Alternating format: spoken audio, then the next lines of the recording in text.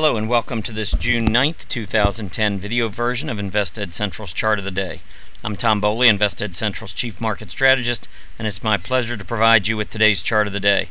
This Chart of the Day is brought to you by StockCharts.com, simply the web's best financial charts. Today we are looking at the S&P 500 Large Cap Index.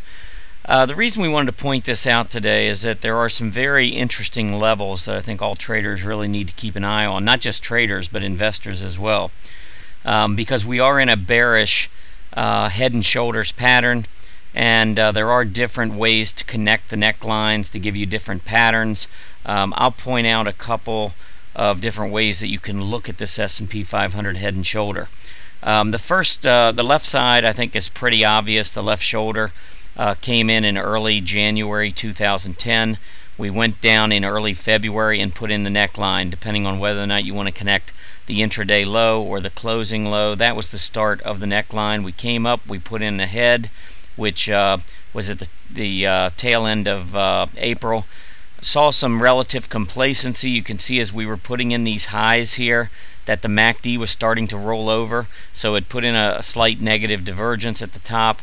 And that's really what got things started to the downside. And of course, some other news as well hitting, helped the bears grab control of the market. But we came down, we lost the 50-day moving average, and on the day when the market was really selling off hard, and there were reports of computer glitches and errors and so forth, that was the day the S&P 500 came down and marked an intraday low, which I had designated as the right side of the neckline. Some will argue, no question, and I do leave this open to interpretation because I think there are a couple of different ways you can view this head and shoulders pattern.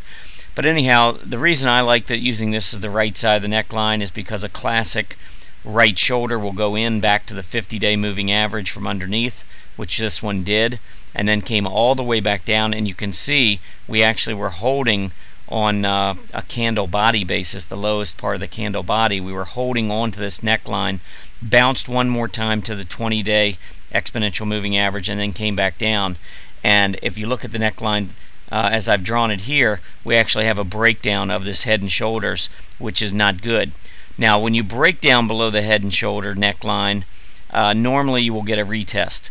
So it's very possible under the scenario I just laid out that Tuesday's move back higher and maybe even a little bit of positive movement on Wednesday or into the latter part of the week could go back up and retest this neckline from underneath, and then perhaps another move down. The key price support area is this intraday support zone that we've marked from 1040 to 1044. This was a 1044 low in February, a 1040 low in May, and then on Tuesday we got down to 1042. So very close to a key support level before bouncing. So that was a good thing for the bulls. Now an alternative way of looking at this head and shoulders pattern, left shoulder here, we come down, we put in the neckline at the tail here at 1044. We go up, we put the head in, we come down, and the right side of the neckline is right here at 1040, giving us a down-sloping neckline. We bounce, put in the right shoulder at the 20-day moving average, which gives us a down-sloping right shoulders, and now we're simply waiting to see if we get the breakdown. I can't really argue, you can view it either way. Clearly a move below 1040 is a major violation in this pattern, so you need to watch that to the downside.